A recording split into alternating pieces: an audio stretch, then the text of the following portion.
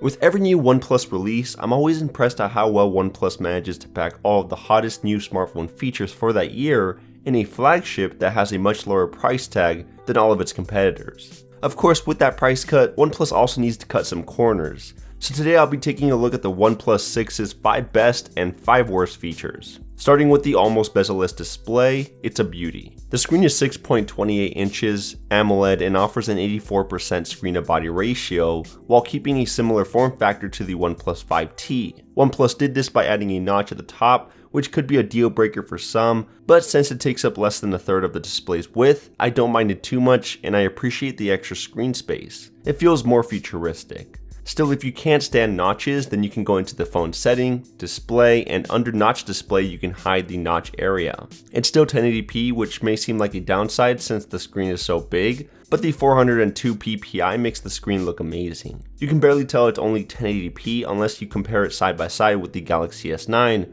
or any other Quad HD panel. But when you take it outside, the price of this phone becomes more evident. Even with the brightness maxed out, the OnePlus 6 still struggles to show you what's on the screen. Other than that, the panel won't disappoint. Another great feature about the OnePlus 6 is the design. Personally, I have the Mirror Black edition, so I can only speak on that model, but my experience with this build has been great. The all-glass encasing, perfect button placement, very tactile keys, aluminum band on the side, and the slightly back curved edges makes this a great phone to hold for long periods of time. Plus, I appreciate the extra hardware components that most phones nowadays leave out, including the headphone jack, fingerprint sensor, and the alert slider. On top of that, even though it is a glass build, the OnePlus thin film layers makes fingerprint smudges really hard to see at a glance. The only downside is that it's very slippery. So if you decide to get a Mirror Black, make sure to pick up a dbrand skin so you can give the device a bit more grip. I'm personally rocking their black camo skin since it's my favorite one out of their huge selection. They're cheap, easy to apply, and make your phone stand out from the crowd. I'll leave a link right below that like button if you want to check them out. Nowadays, with all these huge displays and rocket fast processors, great battery life is hard to come by. And even though the OnePlus 6 didn't change its battery capacity when compared to its predecessor, I'm experiencing better battery results. And that's with heavy usage including Bluetooth, Wi-Fi, cell data, and GPS enabled most of the time, along with the brightness set near to max. This phone easily lasted me the entire day without a single charge, typically well over 5 hours of screen on time. Sometimes I even had a good amount of juice left before I went to sleep thanks to the great standby time. So even though your battery results may differ from mine, I'm pretty confident that not too many people are going to have a problem with the battery, especially since the phone comes with dash charge, which is one of the fastest charging mechanisms out there, although OnePlus is calling it something else now. OnePlus also nailed the software. It's running the latest version of Android Oreo, and the interface is still light, efficient, and very similar to stock Android. Like its predecessors, there is no bloatware, very few design tweaks, and some additional features that are appreciated. I'm still a fan of their gesture controls such as double tap to wake or the 3-finger screenshot, and I love that I can change the overall theme, accent color, and that I can customize the status bar however I like. There aren't too many new features that we haven't seen before from the OnePlus 5T's beta releases, but I do love the new toast messages that pop up when I change modes using the alert slider and the option to hide the notch in the settings. Lastly, if I really want to take advantage of that tall bezel-less display, I can use OnePlus's new navigation gestures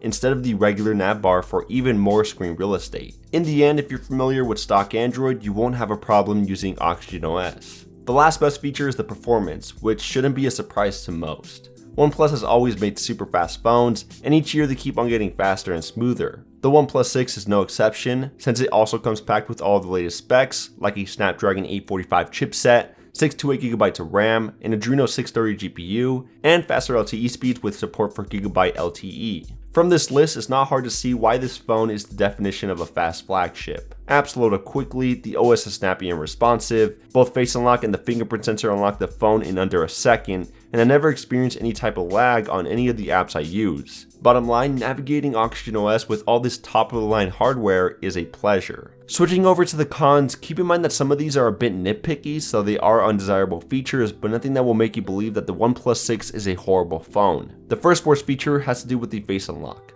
Don't get me wrong, I love how fast this method unlocks my phone, and how well it recognizes my face and not the face of my friends, but it's not as secure as you may think. One OnePlus owner was able to fool the unlocking method with a printed photo of his face. It even worked with a black and white photo. This is because the OnePlus 6 just uses the regular front-facing camera, and it can't differentiate between a flat surface and a real face. That's why OnePlus added a disclaimer when you configure the face unlock, noting that it's less secure than the other options. I tried tricking the camera as well, but I couldn't unlock the phone. You might need a high quality printer to pull it off. Still, I would stick with the fingerprint sensor if you want to be more secure, cause you never know who will go the extra mile just to get into your phone.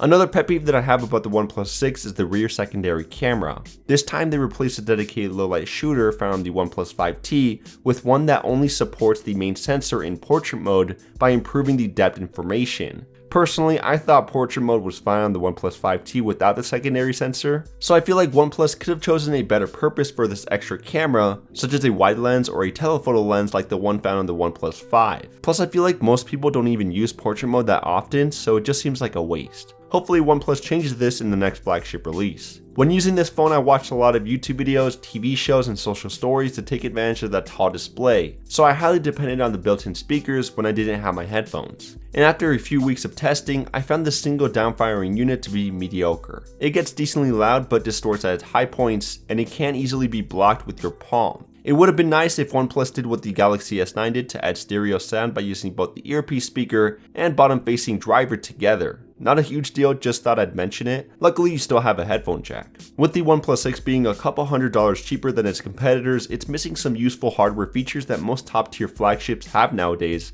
like expandable storage, wireless charging, Quad HD display, dual speakers, and more. And although it might be good for everyday use, it still doesn't have IP rating for water resistance. I get that they had to cut corners to get that low price tag, but every year that price is slowly increasing with each new release, and I would eventually like to see these missing features included. So if you decide to get the OnePlus 6, just keep in mind that it's not the complete package. Finally, I feel like the OnePlus Launcher could use a bit of work. Don't get me wrong, it does look modern and it's very customizable, allowing you to change the home screen layout, supporting icon packs, and more.